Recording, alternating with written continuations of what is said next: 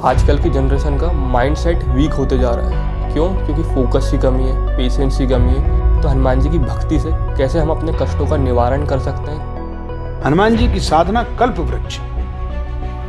जो इच्छा करी हो मन माही, राम कृपा कछु दुर्लभ नाही। और हनुमान जी क्या है? राम जी की साक्षात कृपा कुणाल जी। हनुमान जी को प्रसन्न कैसे करें? हनुमान जी की पूजा कैसे करें? हनुमान जी की भक्ति कैसे करें?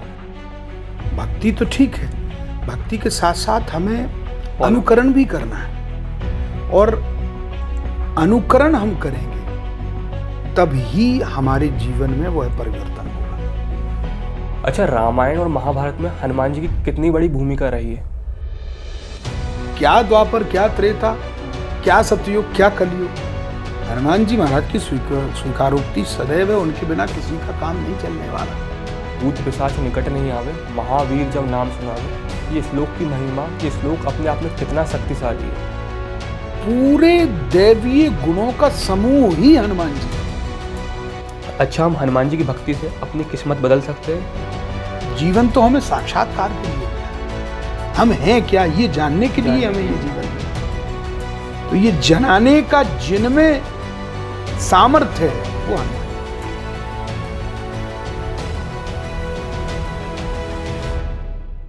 हनुमान जी महाराज जी की अनसुनी अनकही कथाओं पर बात करने के लिए आज हमारे साथ महंत श्री गुरुप्रसाद महाराज जी हैं, जो ब्रह्मलीन स्वामी श्री राजेश्वरानंद सरस्वती जी के सुपुत्र हैं और पचोखरा जालौन उत्तर प्रदेश के राजेश्वरम परिवार के प्रमुख भी हैं। कहा जाता है आप पर हनुमान जी की सीधी कृपा है। आप देश भर में श्री राम कथा और श्री हनुमत कथा वाचन के लिए जाने जाते हैं। मैं हनुमान जी की भक्ति पिछले 9 सालों से कर रहा हूँ। मैंने हनुमान जी की बहुत सी किताबें पढ़ी हैं, हनुमान जी की बहुत सी कथाएं सुनी हैं, इवन हनुमान जी की बहुत सी वीडियोस देखी हैं, बट फिर भी मुझे लगता है कि मुझे हनुमान जी के बारे में बहुत ही सूक्ष्म पता है। तो आज के पॉडकास्ट में हम हनुमान जी के बारे में जानेंगे। हम हनुमान जी की कुछ ऐसी अनसुनी और अनकही कथाओं के बारे में जानेंगे जिनके बारे में लोगों को पता नहीं है। पॉडकास्ट स्टार्ट करते हैं। जय जय श्री सीताराम। गुरु जी जय श्री राम। निश्चित रूप से आप सभी दर्शकों को और आपको भी बहुत बहुत साधुवाद देता हूँ कि हनुमान जी महाराज के विषय में आप लोग इतनी जिज्ञासा रख रहे हैं। और निश्चित रूप से हनुमान जी महाराज के तो इतने चरित्र हैं, इतने उनकी कहानियाँ हैं, इतने उनके इस तरह के दृष्टांत हैं जो निश्चित रूप से जीवन में लोगों के लिए एक अनुकरणीय क्रम है। साथ ही साथ उनकी कृपा का वो अनुभव उन दृष्टांत के माध्यमों से करते रहते हैं। तो अब जैसा कि आपने कहा कि कुछ ऐसी कथाओं के बारे में आपकी क्यूरियोसिटी है कि हमें जानना है कि कुछ ऐसी कथाएं जो प्रचलित नहीं हैं। निश्चित रूप से हमारे भारतीय दर्शन में ऐसे शास्त्र और ऐसे ग्रंथ हैं जहाँ प्रचलन नहीं है, लेकिन हनुमान जी की कथाएं वहाँ पर विद्यमान है।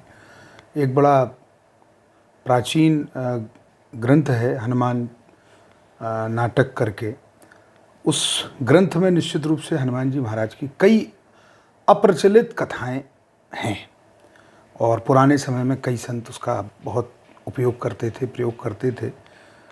उन्हीं में से मुझे एक स्मरण आता है, क्योंकि हनुमान जी महाराज तो सभी विषयों के पारंगत हैं। तो एक उनका बड़ा प्रिय विषय है संगीत का विषय। संगीत। और मुझे लगता है कि ये जानकारी बहुत कम लोगों को होती होगी आज के युग में कि हनुमान जी महाराज संगीत के विषय में भी कुछ इस तरह का क्रम रखते होंगे। तो मैंने सुना था अपने पूज्य गुरुदेव भगवान के मुख से कि एक बार एक कथा आती है कि नारद जी कीर्तन करते करते निकल रहे थे, तो उन्होंने देखा कि बहुत से लोग, कई पुरुष कई महिलाएं स्वरूप में दिख रही थीं और बड़ी छत विछत स्थिति में थे। कोई रुग्णता के क्रम में था, कोई कराह रहा है, किसी को रक्त बह रहा है, कोई इस तरह से पेन में थे, वो दर्द में। तो नारद जी संत थे, वो वहाँ से निकले तो उन्होंने बड़ी सहजता से कहा कि आप लोग कौन हैं जो इस तरह से ऐसे इस देवलोक में आप लोग दुखी हैं और बहुत दर्द से करा रहे हैं, कोई चोटिल हो रहे हैं। तो उन सब ने कहा कि महाराज हम सब राग रागनियाँ हैं। अरे तो इस तरह से कष्टित होने का क्या अभिप्राय है? तो उन्होंने कहा कि और कोई विषय नहीं है, हम लोगों का एक निश्चित समय होता है कि जैसे भैरवी का समय भोर का है, यमन का समय सांझ का है, ये रागों का क्रम है। हाँ, लेकिन बोले एक नारद नाम के हैं, वो संकीर्तन करते हैं तो कभी भी कोई भी राग गुनगुना करके छोड़ देते हैं। तो हम लोग जैसे ही तैयारी करते हैं कि पहुँचें, राग का उन्होंने आवाहन किया है, तब तक वो दूसरे राग को गाने लगते हैं। तो एक तो समय पर नहीं गाते हैं, तो हम जब तक पहुंचते हैं तो हमारी दुर्दशा इसी कारण से हो गई और उन नारद के कारण हम इतनी इस अव्यवस्था में पहुंच गए। तो नारद जी ने जब ये सुना तो बड़े आश्चर्य में रह गए। नारद जी ने कहा कि ये तो हमसे बड़ा अपराध हुआ जा रहा, तो क्या करें, उपाय क्या हो सकता है? उन्हीं लोगों से पूछा कि आपका यह कष्ट कैसे दूर हो सकता है? तो उन्होंने कहा देखो, सुनने में ये तो आया है कि नारद जी भी भगवान के बड़े परम भक्त हैं, क्योंकि संकीर्तन करते हैं निरंतर, और उनके कारण हमारी ये दुर्दशा है। तो ठीक ऐसे ही इसी तुलनात्मक क्रम में इसी तरह के भक्त कोई भगवान के हों, वे अगर कोई शुद्ध राग सही समय पे गा देवें तो हम सब स्वस्थ हो जाएंगे और हम लोगों को पुनः अपने जीवन में वापस सुंदर ढंग से प्रस्तुत होने का अवसर प्राप्त हो जाएगा। तो नारद जी ने कहा कि फिर कैसे इसका उपाय क्या किया जाए? तो उन राग रागनियों ने पूछा कि आप क्यों इतनी इसमें रुचि दिखा रहे हैं? तो नारद जी ने कहा कि मैं ही वो नारद हूँ जिनका आप नाम ले रहे हैं और जिनके कारण आपको ये कष्ट हो रहा। तो हमारे मन में ये ग्लानि है कि कैसे हम यह आपका कष्ट ठीक कर दें। तब फिर उन्होंने कहा कि आप ऐसे चयन करिए कि कोई ब्रह्मचारी हों, कोई भगवान के भक्त हों और सदैव भगवान के भजन में लीन रहने वाले कोई ऐसे महाभक्त हों, उनकी जानकारी। तो फिर खोज की गई तो हनुमान जी महाराज का नाम आया। तो हनुमान जी महाराज से नारद जी ने कहा कि आप कोई एक सही समय पर एक राग अवश्य गा देवें ताकि ये सब राग रागनियाँ स्वस्थ हो जाएं। तो नाटक, हनुमान नाटक में उसका वर्णन है और वो राग मालकोंस हनुमान जी ने सुनाया। राग मालकोंस एक होता है और उसका एक समय है। उस समय पर वह राग मालकोंस जब हनुमान जी महाराज ने सुनाया तो कथा ये कहती है कि धीरे धीरे धीरे सभी राग रागनियाँ स्वस्थ हो गए और स्वस्थ होकर के वो अपनी स्थिति को प्राप्त हुए। तो एक तो ये कथा है। मुझे लगता है कि ये भी बहुत से लोगों को इस तरह से जानकारी नहीं होनी चाहिए। मुझे भी आज ही पता चल रहा है। हाँ, मैंने महाराज जी से सुना, हमारे गुरुदेव से, और इसका जिक्र पुराने संतों में पूज्य स्वामी अखंडानंद जी महाराज हुए हैं वृंदावन के। उन्होंने अपने प्रवचनों में ऐसी इस घटना का उल्लेख किया है और आधार उन्होंने हनुमान चरितम नाटक करके एक ग्रंथ है, उसका उन्होंने आधार लिया है। तो उस ग्रंथ में इस तरह की कथाएं बहुत हैं, जैसे सिंदूर वाली कथा आती है। मुझे लगता है ये तो खैर अब प्रचलन में प्रचलन में आ गया, लेकिन ये भी उसी ग्रंथ से, उसी ग्रंथ का आधार है। तो ऐसी कई सारी कथाएं हैं।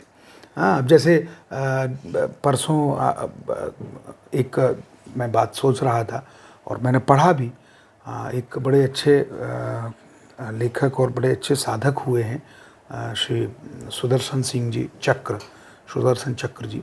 उनके द्वारा लिखित एक आंजनेय की आत्मकथा पुस्तक है। तो उसमें भी उन्होंने एक दो इस तरह की कथाओं का वर्णन किया। मुझे लगता है आधार हो सकता है हनुमान चरितम नाटक का ही हो। तो उन्होंने भी एक दो कथाएं ऐसी कही, जैसे बहुत से लोगों को ये जानकारी नहीं है कि सूर्य भगवान के अंश से सुग्रीव हैं, लेकिन हनुमान जी सुग्रीव के साथ क्यों हैं? भाई ये तो पता है सुग्रीव के साथ हैं, ठीक है ना, लेकिन क्यों हैं? तो उसमें फिर कथा यह आती कि सुग्रीव के साथ वो इसलिए हैं क्योंकि सूर्य देव हनुमान जी के गुरुदेव भी हैं। सूर्य देव से ही हनुमान जी ने शिक्षा प्राप्त की है। शिक्षा प्राप्त करने के उपरांत सुग्रीव जी ने ही यह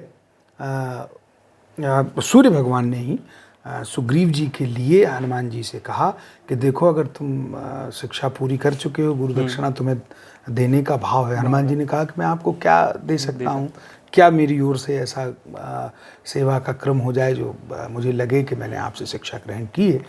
तो उन्होंने कहा अगर ऐसा कुछ करना चाहते हो तो जाओ, मेरे अंश से वहाँ पर सुग्रीव हैं, मेरे पुत्र हैं, तो उनकी सहायता के लिए उनके साथ आप सदैव रहें, यही मैं आपसे गुरु दक्षिणा के रूप में मांगता हूँ। तो वैसा ही हनुमान जी ने किया, नीचे पहुँच करके किष्किंधा राज्य में जा कर के सुग्रीव जी के साथ वो हो गए। फिर आगे की घटना तो सभी को पता है ही है। तो ये कुछ ऐसी कथाएं हैं जो श्रुति से ही, जनश्रुति से ही निकल रही हैं। कुछ कथाओं का आधार ग्रंथों से भी है, लेकिन क्योंकि अपने आराध्य से जुड़ी हुई हैं, इसलिए हम तो उनको श्रेष्ठ और विश्वसनीय मान करके ही आनंदित होते हैं। अच्छा, आजकल की जनरेशन का माइंडसेट वीक होते जा रहा है। क्यों? क्योंकि फोकस की कमी है, पेशेंस की कमी है। जनरली 16 से 25 की एज में हमें बहुत कंपटीशन फेस करना पड़ता है, प्रेशर रहता है, रिस्पॉन्सिबिलिटी बढ़ जाती है और कंपैरिजन भी फेस करना पड़ता है। इन सब के कारण एंजाइटी, डिप्रेशन, पैनिक अटैक आना आज की डेट में नॉर्मल हो गया है। या फिर एक टेम्पररी रिलीफ के लिए लोग एडिक्शन करने लगते हैं, अल्कोहल, स्मोकिंग, उनको एक टेम्पररी सुख मिल जाए। बट कहते हैं ना, संकट कटे मिटे सब पीरा, जो सुमरे हनुमत बलबीरा। तो कैसे हनुमान जी की भक्ति से हम अपने कष्टों का निवारण कर सकते हैं, कैसे हम फोकस बनाए रख सकते हैं ताकि हमारा माइंडसेट पॉजिटिव हो। निश्चित रूप से कुणाल जी, आप ठीक विषय पर चर्चा कर रहे हैं। हनुमान जी महाराज की भक्ति सदैव श्रेयस्कर है ऐसे परिस्थिति के लिए जो आज हम सब देख रहे हैं। इस युग में तो विशेषकर इस कालखंड में तो इतना अधिक हो रहा। लेकिन हनुमान जी महाराज की भक्ति के साथ साथ हमें भगवान की कृपा से हनुमान जी महाराज के चरित्र का भी अवलोकन करना चाहिए। क्या होता है कि भक्ति तो ठीक है, भक्ति के साथ साथ हमें अनुकरण भी करना है, और अनुकरण हम करेंगे तब ही हमारे जीवन में वह परिवर्तन होगा।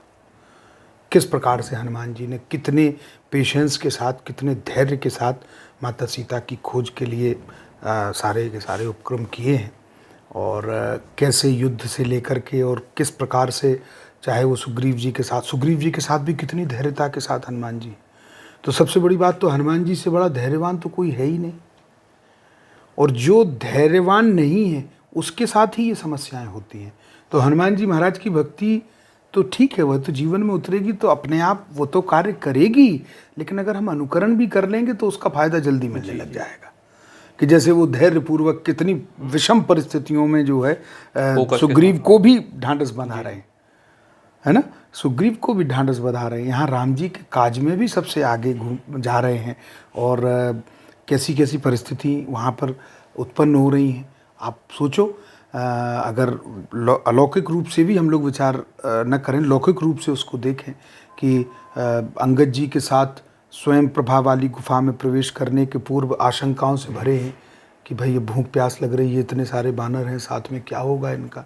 तो वहाँ भी सबसे आगे पहुँच करके सब बानरों को समझाने का काम, फिर गुफा में स्वयं प्रवेश करके धीरे धीरे सारी चीज़ों का अवलोकन करना, अवलोकन करके हर बानरों के लिए वहाँ पर सुव्यवस्थित भोजन और पानी की व्यवस्था के लिए उस देवी से वार्ता करना, और फिर उसी देवी से सहायता भी लेना। सहायता लेकर के किसी तरह से पहुंच गए समुद्र किनारे। अब समुद्र किनारे पहुंचे तो फिर एक बड़ी समस्या खड़ी हो गई कि अब समुद्र है, अब समुद्र को कैसे पार करें। और स्वयं प्रभा ने तो बता दिया कि लंका में बैठी है माता जानकी। तो अब भाई समुद्र किनारे आकर के फिर बैठ गए, तो अब लंका तक पहुँचे कैसे। तो भाई क्या किया जाए और कहाँ जाए, कौन सा मार्ग हो, ये सब चीज़ें चल रही हैं। तो उसी बीच में संपाति वहाँ पर आ गए। तो संपाति को पास देख करके भी घबराने का क्रम नहीं, संपाति से भी संवाद स्थापित किया। उस स्थिति में जब संपाति कह रहा कि ये अच्छा रहा, तुम लोग यहाँ अपने प्राणों को छोड़ोगे, क्योंकि वो सब घबरा गए, तो अंगद जी ने कहा कि हम सब यहाँ अनशन करके अपने शरीर को त्याग करेंगे। शरीर को त्याग करेंगे तो संपाति निकल करके बाहर आया। गिद्ध था एक संपाति, जटायु के भाई। तो संपाति निकल करके आए, बोले ये बहुत अच्छा हुआ, हमें तो यहीं भोजन की प्राप्ति होगी, भगवान की कितनी बड़ी कृपा है।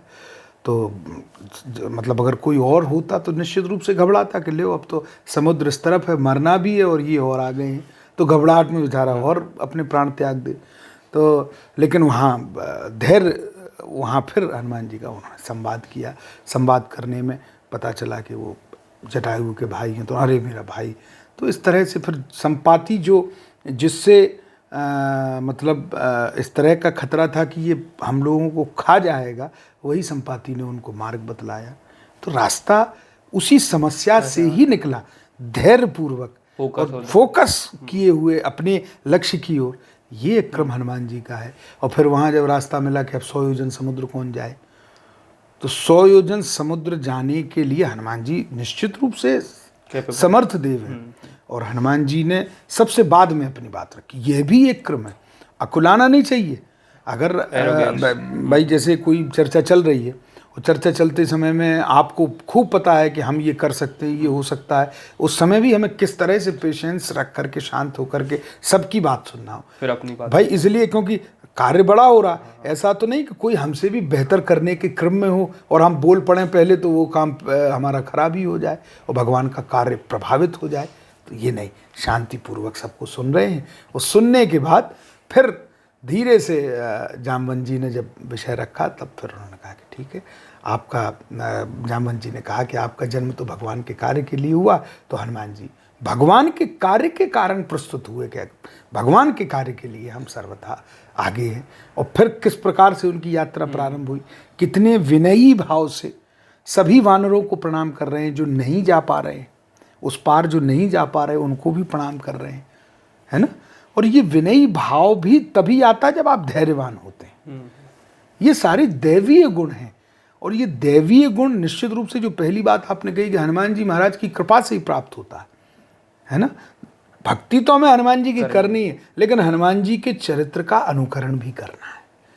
और अनुकरण करते ही करते वो भक्ति सिद्ध होगी। और जब भक्ति सिद्ध होगी अनुकरण करने से, तो निश्चित रूप से जो आजकल की युग की जो सारी समस्याएं हैं, उसका सीधा सीधा समाधान हनुमान जी के चरित्र से ही हमें मिल जाएगा। और करना चाहिए लोगों को। और आज मैं देखता हूँ कि बहुत से लोग प्रभावित भी हो रहे। मतलब हम अगर सकारात्मक पक्ष लें, अच्छा हाँ, ये भी हनुमान जी का कितना बड़ा गुण है कि हर वस्तु में नकारात्मक नहीं, सकारात्मक है। मैनाक पर्वत आया, सुरसा आई, सिंहिका ने रास्ता रोकने का प्रयास किया, लेकिन हनुमान जी सबसे निकल करके, ऐसा नहीं कि खड़े हो अरे यार अब क्या करें, ये भी नहीं, कॉन्फिडेंस आत्मविश्वास से भरे हुए हैं। और फिर उसके बाद लंकनी ने भी रोक दिया। जब पहुंच ही गए उसके बाद भी लंकनी तो उसका भी उस ढंग से रास्ता निकाला, समझ करके उसकी बात को।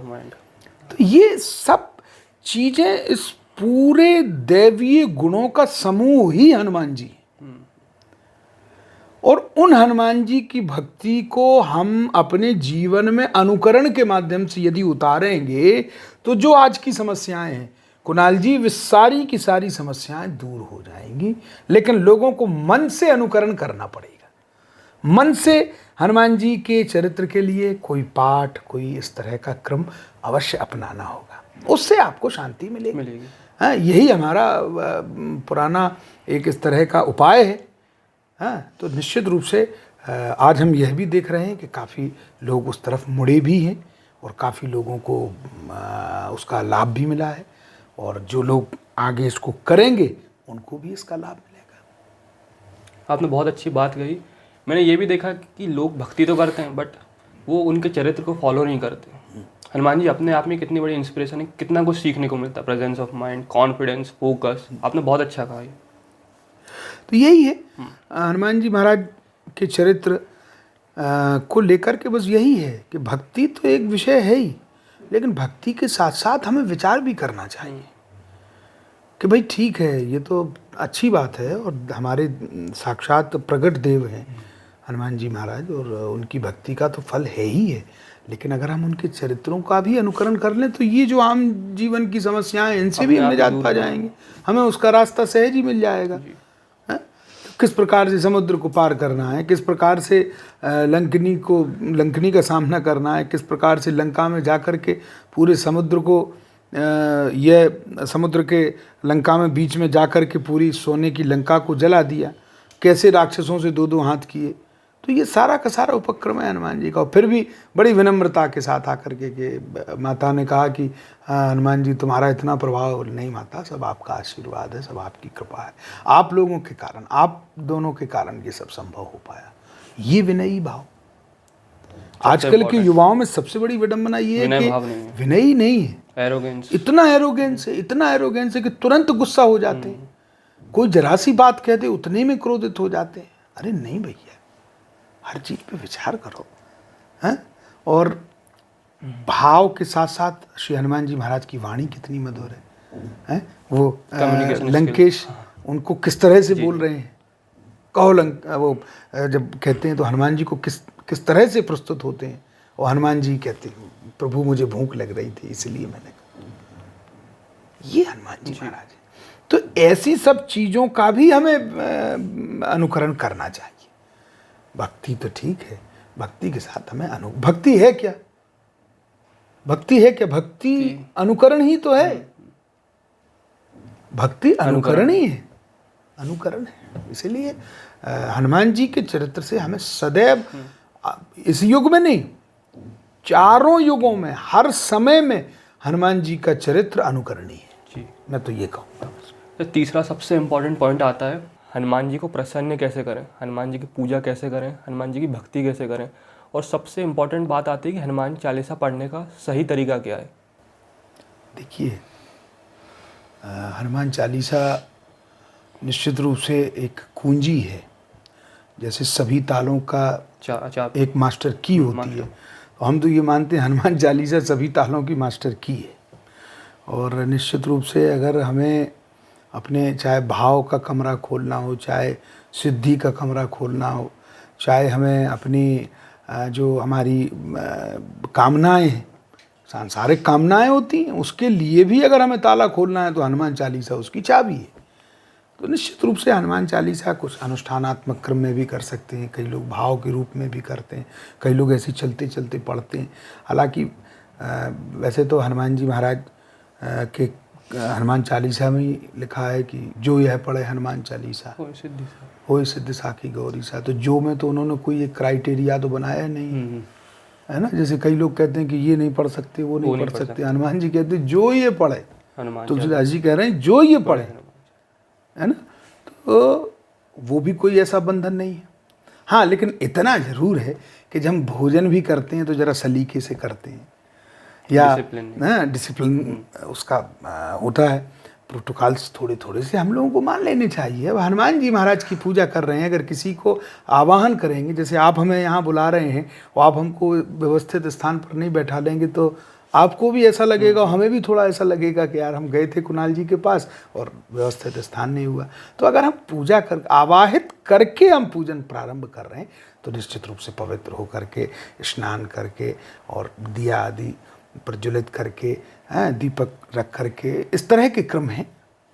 लेकिन इसके बाद भी मैं आपसे ये कहता हूँ कि कई लोग अगर इतनी व्यवस्थाएं भी नहीं जुटा पा रहे हैं, अक्षम हैं, अस्वस्थ हैं, कॉलेज स्टूडेंट रहते हैं, हाँ कुछ ऐसी है, बल्कि मैं तो कहता हूँ स्टूडेंटों को तो इस पर ध्यान देना चाहिए।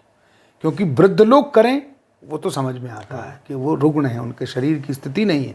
रोगी करें समझ में आता, स्टूडेंट को तो करना चाहिए। लेकिन कोई विषय नहीं, युग की ऐसी व्यवस्था है, युग की ऐसी मजबूरी, क्योंकि युग धर्म है ये, तो उसमें हमें ये चाहिए कि हनुमान जी महाराज ने कभी कोई ऐसी शर्त नहीं लगाई है। हनुमान जी की आराधना में ऐसी कोई शर्त नहीं है, बस पवित्रता का ध्यान अवश्य रखें। हाँ, चाहे मन की शुद्धि हो, चाहे वो तन की शुद्धि हो। हम स्नान करके ही पूजन करें तो अच्छी बात है, पाठ हमें उसी प्रकार से करना चाहिए।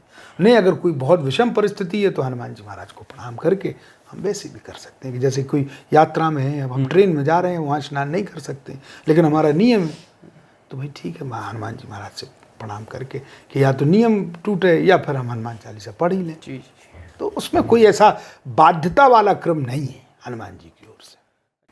अच्छा, हनुमान जी की बात हो ही रही है तो सुंदरकांड की क्या महिमा है? मैंने एक कथा में सुना था कि जहाँ सुंदरकांड की कथा होती है वहाँ हनुमान जी उपस्थित रहते हैं। देखो, हनुमान जी अकेले सुंदरी कांड में नहीं, हनुमान जी तो जहाँ राम जी की कथा होती है वहाँ राम जी का नाम रामचरित सुनवे को रसिया है, राम लखन सीता मन बसिया हनुमान चालीसा में कहा गया। तो सुंदरकांड ही नहीं, हनुमान जी तो जहाँ जहाँ भगवान की गुणों का गायन होता है वहाँ वहाँ हनुमान जी रहते हैं। यत्र यत्र रघुनाथ कीर्तनम तत्र तत्र कृतमस्तकांजलिम। हनुमान जी वहाँ वहाँ उतने उतने स्वरूपों में उपस्थित हैं। तो सुंदरकांड भर में ही नहीं है, हाँ, लेकिन सुंदरकांड सुंदर इसलिए है क्योंकि उसमें कई ऐसी बातों का समावेश है जो निश्चित रूप से हमारे अपने जीवन के लिए बहुत उपयोगी है। हमारे सामाजिक परिस्थिति को देखते हुए सुंदरकांड अत्यंत महत्वपूर्ण है। और हनुमान जी महाराज का उसमें जो चरित्र है, बल्कि मैं यूँ कहूँ कि हनुमान जी महाराज और चरित्रों में तो स्वयं उपस्थित रहते हैं, लेकिन सुंदरकांड में हनुमान जी से ज़्यादा रुचि भगवान श्री सीताराम जी की है, क्योंकि उसमें हनुमान जी का चरित्र है। और इसीलिए श्री सीताराम जी को प्रिय है सुंदरकांड। हनुमान जी महाराज तो पूरी चरित्र को सुनते हैं श्री सीताराम जी की, लेकिन फलश्रुतियों में ऐसा है कि अगर हम श्री सीताराम जी को सुंदरकांड पाठ कराएं तो निश्चित रूप से वो जल्दी फलीभूत होता है बजाय हनुमान जी को सुनाने में, क्योंकि ये भक्त का चरित्र है और भक्त के चरित्र को भगवान सुनना चाहते हैं। तो वैसे तो हनुमान जी की उपस्थिति सभी जगह है, बहुत सुंदर ढंग से इसका वाचन और इसका प्रचार प्रसार आजकल बहुत हो रहा। ये भी एक भगवान की बड़ी कृपा है, हनुमान जी की लीला है निश्चित रूप से। और सुंदरकांड में कई बातें बहुत अच्छी हैं, जैसे युग के हिसाब से देखा जाए कि जामवंत जी कह रहे हैं, हनुमान जी सुन रहे हैं, जोशीला युवक एक वृद्ध की बात को सुन रहा है, शुरुआत यहीं से हो रही है। तो ये कितना अच्छा विषय है जो आजकल बिल्कुल नहीं हो रहा। तो फिर वही बात आ गई कि हम हनुमान जी को तो मानते हैं लेकिन हनुमान जी की नहीं मानते, है ना। हनुमान जी को तो मान रहे हैं लेकिन हनुमान जी की नहीं मान रहे। वो वृद्धों के सम्मान में खड़े हैं, ब्रह्मा जी के ब्रह्मास्त्र को उन्होंने सहज स्वीकार किया, है ना। महिमा मिटई अपार जो ना मानो, स्वयं हनुमान जी कहते। तो वो इतना सम्मान कर रहे हैं वृद्धों का, इतना उनके प्रति विनयी और आदर भाव से। और आज का युवा कहता है कि हम हनुमान जी के भक्त हैं लेकिन हम वृद्धों की नहीं मानेंगे साहब, ये बड़ी विडंबना है। तो उसमें यही है कि हम भक्ति धारण तो करें लेकिन साथ साथ अनुकरण भी करें चरित्र का जो लिखा है। तो सुंदरकांड तो वैसे ही बहुत श्रेष्ठ और उत्कृष्ट है। हमारे गुरुदेव तो कहते थे कि सुंदरकांड माने वह सुंदरकांड है, बोले ये किष्किंधा कांड और लंका कांड के बीच में है। तो बोले क्या क्या इसका आशय है? बोले किष्किंधा कांड ऐसा है जहाँ विचार ही विचार होता है, कार्य नहीं होता। जैसे माता जानकी का हरण रावण करके ले जा रहे हैं और नीचे मंत्रिन सहित बैठ कर के सुग्रीव जी विचार ही कर रहे हैं, कार्य नहीं हो रहा। और लंका कांड क्या है? बोले लंका कांड ऐसा है कि वहाँ का करिए बेचारा, बोले बेचारा ही नहीं करना है कुछ। तो बोले सुंदरकांड, बोले सुंदरकांड में बोले पहले विचार होता है फिर उसके बाद कार्य होता है। तो सुंदरकांड प्रत्येक व्यक्ति के जीवन में तभी होता है जब वो पहले विचार करके फिर उस कार्य को संपादित करता है, तो वो सुंदर कार्य हो जाता है, सुंदरकांड हो जाता है। अच्छा, फिर हम आते हैं महाभारत रामायण। हनुमान जी का महाभारत रामायण में कितना बड़ा रोल था। और मेनली महाभारत या रामायण की बात करें, बहुत सारे योद्धाओं के युद्ध की हम कथा सुनते हैं, हमने मूवीज़ में देखा है, टीवीज़ में देखा है, जैसे अर्जुन, कर्ण, भीष्म पितामह जी, कृष्ण जी, रामचंद्र जी, लक्ष्मण जी और भी बहुत सारे। बट हनुमान जी के युद्ध के बारे में हमें इतना पता नहीं है।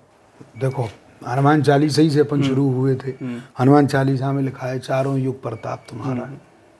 हनुमान जी महाराज की जो स्वीकारोक्ति है वो सदैव है। क्या द्वापर, क्या त्रेता, क्या सतयुग, क्या कलयुग, हनुमान जी महाराज की स्वीकारोक्ति सदैव है। उनके बिना किसी का काम नहीं चलने वाला, है ना। और महाभारत की आपने, कुणाल जी कथा मुझे स्मरण में आ गई, महाभारत का आपने जिक्र किया कि जो युद्ध में जो रथ उनका चयनित हुआ था, उस रथ का नाम ही कपिध्वज था। जो अर्जुन जिस रथ पर सवार थे और कृष्ण भगवान जिस रथ के सारथी बने थे, उस रथ को कपिध्वज कहा गया। और उसके पीछे एक कथा मैंने गुरुदेव भगवान से सुनी थी अपने। वो कहते थे कि वो एक बार अर्जुन से कृष्ण भगवान ने कहा महाभारत काल में कि भाई जाओ, वो कुछ पुष्प ले आओ हमें पूजा के लिए, पुष्प लेकर के आओ, हमें पूजा करना है। तो कदली वन में अर्जुन गए अर्जुन जब गए तो उनका पाला हनुमान जी से पड़ गया। उन्होंने पुष्प ऐसे ही चुरा लिए, चुरा मतलब ऐसे तोड़ लिए, उन्होंने पूछा नहीं, किसी बिना पूछे तोड़ लिए। तब तक हनुमान जी ने कहा कि भाई क्या कर रहे हो यहाँ, कौन हो?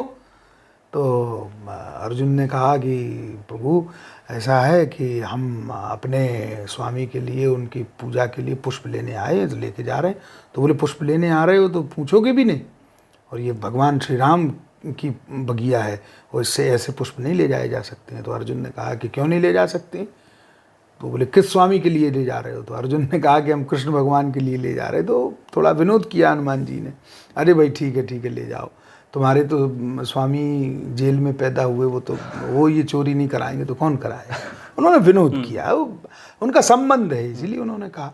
तो अर्जुन उस पर क्रोधित हुए, और स्वाभाविक है, उनका भी क्रोध स्वाभाविक है कि मेरे स्वामी के लिए आप ऐसी बात कर रहे हैं। तो उन्होंने श्री राम के लिए कहा कि अरे वाह, इतने धनुर्धर स्वामी के शिष्य हो तो वो समुद्र पर बाणों से ही क्यों नहीं बना दिया? तुम बंदरों को परेशान किया, यहाँ से पत्थर ढुलवाए, ये किया वो किया। अरे इतने धनुर्धर थे तो धनुष से बाण बना करके ही एक पुल बना देते। तो हनुमान जी ने कहा अरे जाओ तुम, हमसे चर्चा मत करो। तो वहाँ अच्छी खासी चर्चा हुई दोनों की। तो उन्होंने फिर कहा कि भाई ठीक है तो पुल बनाओ। और बोले उस समय तो हनुमान जी कहते हैं कि राम जी के कई बानर निकले थे, एक बानर को निकाल के बताओ तुम अपने पुल पर। तो अर्जुन ने कहा अभी बनाते हैं, और तुम निकलो। बोले अगर पुल बना रहा, तो हनुमान जी ने कहा अगर पुल बना रहा तो बोले जो तुम कहोगे सो हम करेंगे। तो बोले अगर पुल टूट गया, तो बोले अगर टूट गया तो हम अपने प्राणों की आहुति दे देंगे। अर्जुन ने ये कह दिया।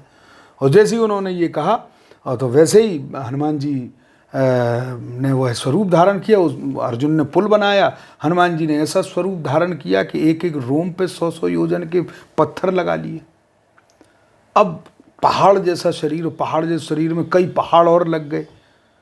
अब अर्जुन जी परेशान हुए, और जैसे ही हनुमान जी आगे बढ़े तो वो पुल रहने ही नहीं था, वो टूट गया। अब हनुमान जी बोले देखो भैया टूट गया। तो अब अर्जुन बोले तो अब मैं मरूंगा, चिता लगाई जाए, व्यवस्था की जाए। तो अर्जुन मरने लगे। हनुमान जी ने प्रार्थना की क्यों मर रहे हो, कोई बात नहीं है, यहाँ कोई नहीं है, हम तुम्हारे अलावा कोई दूसरा है ही नहीं। तो अर्जुन बोला नहीं, क्षत्रिय की बात है, आन की बात है, अब कह दिया तो हम प्राण देंगे। तो हनुमान जी प्रार्थना करने लगे। कृष्ण भगवान ने की तो वो लीला ही थी सारी की सारी। तो वो आ गए, उन्होंने ब्राह्मण का रूप धर के कह रहे भाई क्या हुआ? बोले वो ये मर रहे हैं, इन्होंने प्रतिज्ञा की थी। तो बोले जल्दी मरो, इसमें तो ये तो बहुत अच्छा विचार है कि अपने आन के प्रति प्राण देना। हनुमान जी बोले लो यार ये अच्छी बात कहने लग गए। तो फिर धीरे धीरे विषय आगे बढ़ा। तो उन्होंने कहा देखो ऐसा है, लेकिन इसमें एक बात है कि तुमने प्रतिज्ञा की, इन्होंने प्रतिज्ञा की, लेकिन इसका साक्षी कौन है, किसने देखा? तो बोले देखा तो किसी ने नहीं। तो बोले फिर ये मानेगा कौन? तो बोले अब फिर दोबारा करो, मैं साक्षी बनता हूँ। तो कथा ये कहती है कि वो ब्राह्मण के रूप में भगवान वहाँ खड़े हो गए, वो देख रहे हैं।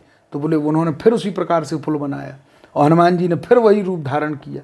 और जैसे ही वो रूप धारण किया तो फिर प्रार्थनाएं होने लगी कि अर्जुन को बचाओ, ये तो मरेंगे, क्योंकि हनुमान जी इतने स्वरूप में, विकराल स्वरूप में आ रहे, ये पुल बचेगा ही नहीं। तो देखते रहे कृष्ण भगवान ब्राह्मण के रूप में। हनुमान जी पूरे पुल से पार हो गए, लेकिन जो कच्छप के रूप में पुल के नीचे जो बेस बन गया, मतलब कच्छप के रूप में प्रकट हो गए, तो वहाँ उनको रक्त की धारा बह गई। उसके बाद जब वो वापस आए तो हनुमान जी ने कहा कि प्रभु आप बताओ, मैं अर्जुन तुमसे हार गया हूँ। और तब तक जब वो रक्त की धारा और सब कृष्ण भगवान प्रकट हुए तो हनुमान जी को समझ में आ गई पूरी लीला कि ये सारा का सारा घेराव हमारे लिए था। तो हनुमान जी ने कहा कि बताएं प्रभु, हम तो वैसे ही हार गए, क्या करना होगा? तो जैसे ही उन्होंने कहा कि आप हारे नहीं, ये एक क्रम है।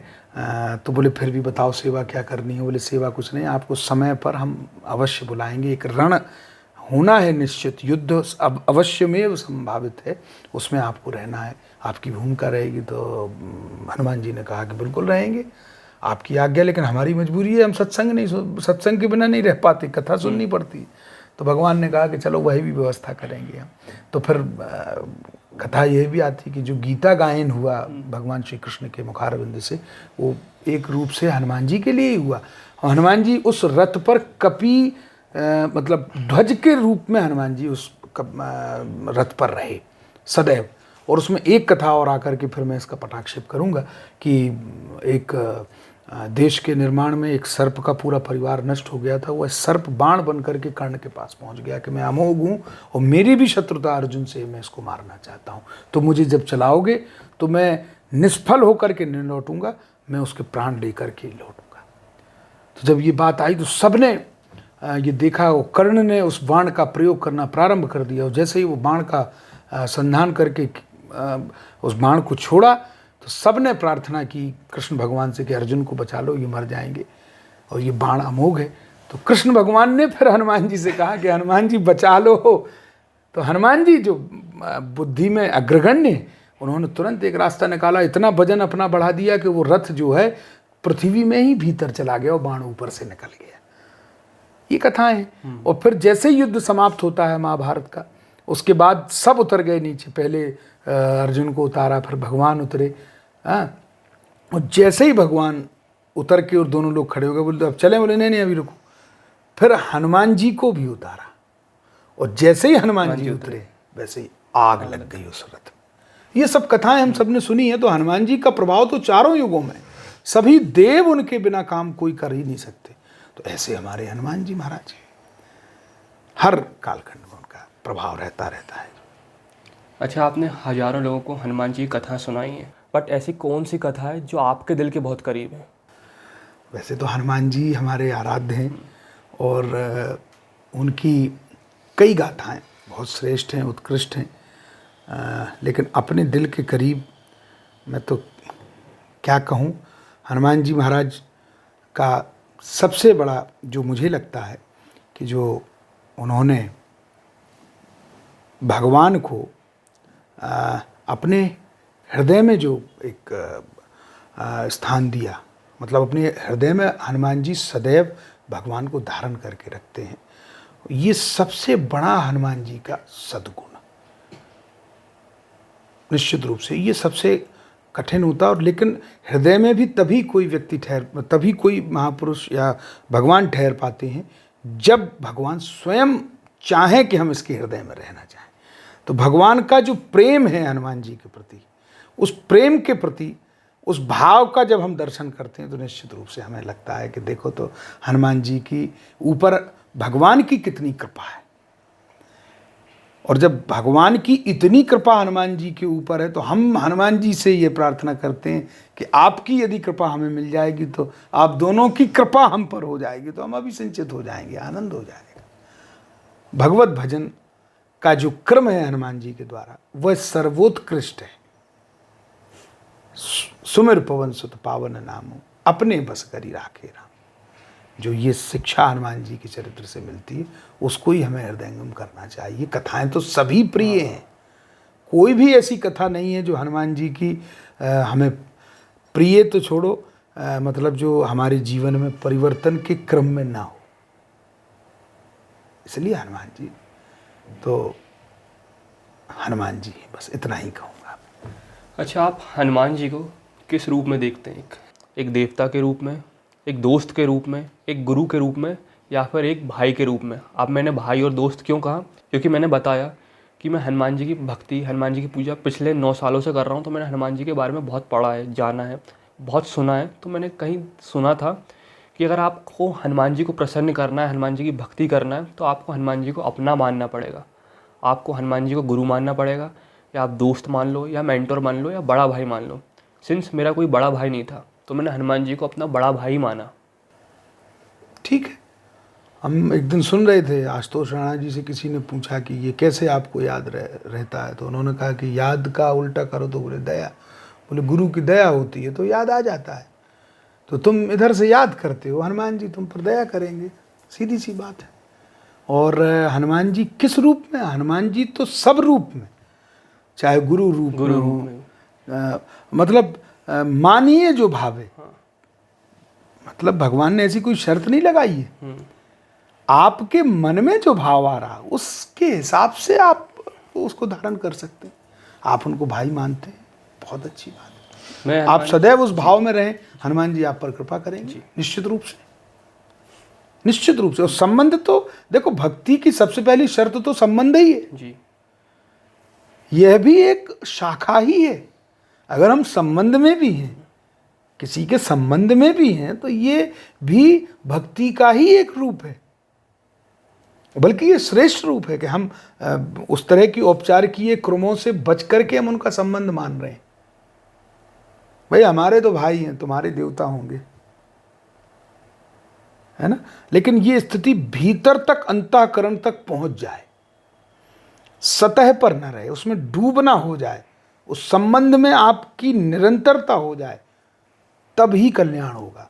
हाँ, लेकिन इसका अभ्यास करते रहेंगे, धीरे धीरे उस भाव में आप निरंतर बने रहेंगे तो वो कल्याण करेगा।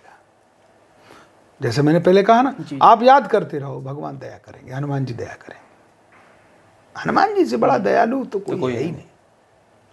मैं हनुमान जी को अपना भाई, अपना प्रिय मित्र, मेंटोर, टीचर सब मानता हूँ। और कभी कुछ सिचुएशन आ जाती है, कुछ हार्ड टाइम्स आ जाते हैं, सबकी लाइफ में आते हैं, तो हनुमान जी से जब मैं जैसे पूरे टाइम याद करता हूँ तो किसी ना किसी रूप में मदद, जो क्वेश्चन है वो उसका आंसर किसी ना किसी रूप में मिल ही जाता है। कोई वीडियोस में जाता है, या कोई बता देता है, या कुछ बुक्स में आंसर मिल जाता है। निश्चित रूप से वो हनुमान जी कृपा भेजते हैं, वो किसी ना किसी रूप में भेज देते हैं। भाई जितने ज़्यादा प्रतिशत में आप याद करेंगे, उतनी ज़्यादा प्रतिशत में आपके ऊपर दया आएगी। ये होना तो यहीं से, लोग वहाँ की प्रतीक्षा करते रहते हैं, यहाँ से करते नहीं हैं, ये विडंबना है। लेकिन आप करो तो होगा, और होता होगा। मैं तो ये मानता हूँ जब हमारे साथ होता है तो आपके साथ भी होता होगा, हर उस व्यक्ति के साथ होगा। जो भी व्यक्ति इतनी सहृदय रूप से भगवान का संबंध बनाएगा और उसका निर्वहन करेगा, भगवान उससे दुगने वेग से उस संबंध का निर्वहन करते हैं। हनुमान जी भी उसी क्रम में। मतलब मैं अभी जो भी हूँ हनुमान जी के कारण ही हूँ। पहले मतलब हनुमान जी की भक्ति से पहले कॉन्फिडेंस की कमी, फोकस कम, पेशेंस कम, पता नहीं था करना क्या है। बट हनुमान जी की पूजा स्टार्ट करी, एकदम से तो चेंज आया नहीं, धीरे धीरे चेंजेस आया। और हनुमान जी मतलब लाइफ। अच्छा, ये और मैं आपको एक बहुत अच्छी बात बताऊंगी। हनुमान जी के भक्त होकर भी अगर आप रहते हैं तो कभी कभी क्या होता है कि हनुमान जी भी अपना करके आपको धीरे धीरे वो शक्ति प्रदान करते रहते हैं। मतलब जैसे अनुकरण कर पाने में अगर आप अक्षम हैं, सक्षम नहीं है, वह भी अगर आप प्रार्थना करेंगे तो हनुमान जी उसकी भी व्यवस्था बना देते हैं कि तुम परेशान मत हो, हम व्यवस्था देख लेते हैं। ऐसे दयालु हनुमान जी, उनसे बड़ा तो दयालु कोई है ही नहीं। यूँ मानो कि भगवान के सीधे प्रतिनिधि हैं हनुमान जी महाराज। हम जगन नियंता जगदाधार पर ब्रह्म परमात्मा तक नहीं पहुंच सकते, लेकिन हे हनुमान जी महाराज, आपकी कृपा अगर होगी, हैं, तब हम निश्चित रूप से साक्षात्कार कर पाने में सक्षम होंगे। और जीवन की यही एक सबसे बड़ी उपलब्धि होगी, क्योंकि जीवन मिला तो हमें इसीलिए, बाकी चीजें तो हम कर रहे हैं जिसका कोई मूल्य नहीं है, कोई मतलब नहीं है। ठीक है ना जी। जीवन तो हमें साक्षात्कार के लिए मिला, हम हैं क्या ये जानने के लिए हमें ये जीवन मिला। तो ये जनाने का जिनमें सामर्थ्य है वो हनुमान जी महाराज। अच्छा, भूत पिशाच निकट नहीं आवे, महावीर जब नाम सुनावे, ये श्लोक की महिमा, ये श्लोक अपने आप में कितना शक्तिशाली है। निश्चित रूप से भूत पिशाच निकट नहीं आवे, महावीर जब नाम सुनावे, बिल्कुल सही में चौपाई है। आप दूसरी दृष्टि से देखें कि हनुमान जी स्वयं शुद्ध सकारात्मकता की प्रतिमूर्ति है जी। और भूत पिशाच माने क्या? नेगेटिव ऊर्जा, नेगेटिव एनर्जी, नेगेटिव एनर्जी, पूरी इंग्लिश में कह देता हूँ मैं, है ना। ये नकारात्मकता को जब जवाब मिलेगा तब सकारात्मकता से मिलेगा। नकारात्मकता हमेशा डरती है सकारात्मकता के प्रभाव के कारण। हनुमान जी शुद्ध पॉजिटिव एनर्जी के रूप में प्रस्तुत हैं, एक बात।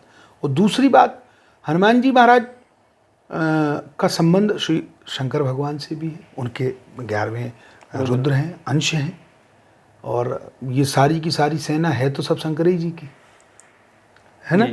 तो जब उनके अंश हैं तो अगर वो एक आंख दिखाएंगे तो ये भाग नहीं जाएंगे, क्योंकि इनका स्वामित्व है उनके ऊपर।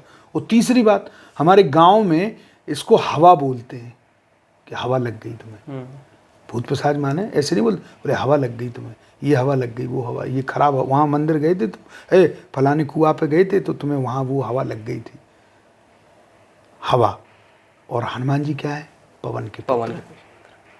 तो स्वामित्व है हनुमान जी का इन सब के ऊपर, चाहे उसको नकारात्मकता के रूप में लें तो हनुमान जी सकारात्मक हैं, भूत प्रेत के रूप में लें तो शंकर जी के अंश हैं। तो नगद काम हनुमान जी की कृपा से ही प्राप्त होगा, क्योंकि इन पर सीधे अगर प्रभावी कोई है देवता वो हनुमान जी हैं, क्योंकि हनुमान जी का इन पर बॉस के रूप में अधिकार है, इसलिए ये चौपाई ज़्यादा कारगर है, वो काम करती है। तो हमें निश्चित रूप से जब ऐसी भावनाएं हमें जब प्रेषित करती हैं तो हमें हनुमान जी महाराज की यह चौपाई बचा लेती है। अच्छा, हम हनुमान जी की भक्ति से अपनी किस्मत बदल सकते हैं? क्योंकि मेरा यह मानना है कि हाँ, हम बदल सकते हैं। जब आप हनुमान जी की भक्ति करते हो तो आपकी जो किस्मत में लिखा है आपको वो तो मिलता है, but at the same time जो किस्मत में नहीं भी लिखा है वो हनुमान जी प्रसन्न होकर आपको दे देते हैं। देखो, कुछ आपने लक्ष्य अगर सोच के रखा है तो जो लक्ष्य है वो तो आपको मिलेगा ही मिलेगा, लेकिन कभी कभी आपकी भक्ति से हनुमान जी भी तो प्रसन्न हो सकते हैं। तो कुछ उनके भी मन में ये आया कि हम इसको कुछ अलग से भी दें, उनकी तरफ से। ये तो तुम्हारा लक्ष्य है, उसके लिए तुम ये प्रक्रिया अपना रहे हो, तुम ये साधना कर रहे हो कि हमें साहब ये अचीव करना है, हनुमान जी आप कृपा करोगे तो ऐसा होगा, हम ये अनुष्ठान कर रहे हैं, हम ये भजन कर रहे हैं, हम ये साधना कर रहे हैं, ये तो ठीक है। लेकिन उस साधना के क्रम में कभी कभी ऐसा होता है कि भगवान या हनुमान जी को भी ये लगेगा ना कि यार ये बड़ी अच्छी सेवा कर रहा है, तुम्हारी सेवा से प्रसन्न होकर के वह भी तो कुछ अपनी तरफ से देंगे, तो वो तुम्हारे लिए एडिशनल हो जाएगा, बोनस हो जाएगा, तो वो अतिरिक्त भी प्राप्त हो जाता है। जो तुम्हें चाहिए वो तो तुम्हें मिलेगा ही, लेकिन तुम्हारी साधना भजन पूजन से हनुमान जी तुम्हें अलग से भी देने के क्रम में होते हैं। और जैसे हमने बोला कि वो रुद्र अवतार हैं 11वें शंकर जी के, जैसे किस्मत, जैसे हमने बोला कि हम महाकाल की पूजा करते जब कोई भी ग्रह फेवर में नहीं है तो वो किस्मत में जो नहीं भी लिखा है वो दे सकते हैं, तो हनुमान जी भी उनके ही रूप हैं। निश्चित रूप से हनुमान जी उनके तो रूप हैं और श्री सीताराम जी के भक्त हैं, सेवक हैं, तो दोनों ही ओर से दोनों ही लड्डू हनुमान जी के पास हैं। तो अब तुम्हें लड्डू का कोई एक आध कण वो कभी भी दे सकते हैं, वो सामर्थ्य है, उनका सामर्थ्य है ये। इसलिए हनुमान जी महाराज की भक्ति तो सर्वथा सिद्ध है, सर्वथा सिद्ध है ना। हनुमान जी महाराज तो यूं कहें कि कल्प वृक्ष है, हनुमान जी की साधना कल्प वृक्ष, जो इच्छा करी हो मन माही, राम कृपा कछु दुर्लभ नाही। और हनुमान जी क्या है? राम जी की साक्षात कृपा कुणाल जी। और राम कृपा कछु दुर्लभ नाही है। जब भगवान की कृपा ही ये कहेगी तो फिर क्या दुर्लभता रह जाएगी, सब तुम्हें प्राप्त हो जाएगा, आनंद से जीवन का संचालन होगा हनुमान जी की कृपा से। तो धन्यवाद गुरु जी आपका टाइम देने के लिए। आपसे बातें करने में बहुत ही आनंद आ रहा है, बट समय की कमी होने के कारण हम इस पॉडकास्ट को एंड करते हैं। धन्यवाद पॉडकास्ट में आने का। कुणाल जी, आप सभी का भी बहुत बहुत आभार हम व्यक्त करते हैं कि आप सबके कारण पुनः हमें हरि चर्चा करने का ये अवसर प्राप्त हुआ। बहुत बहुत धन्यवाद आप सबका। धन्यवाद। अच्छा, इस पॉडकास्ट से मुझे हनुमान जी के बारे में बहुत कुछ जानने को मिला, बहुत कुछ सीखने को मिला। ऐसी बहुत सारी कथाएं, बहुत सारी कहानियाँ सुनी हमने हनुमान जी के बारे में। आई होप आपको भी ये पॉडकास्ट अच्छा लगा होगा। धन्यवाद।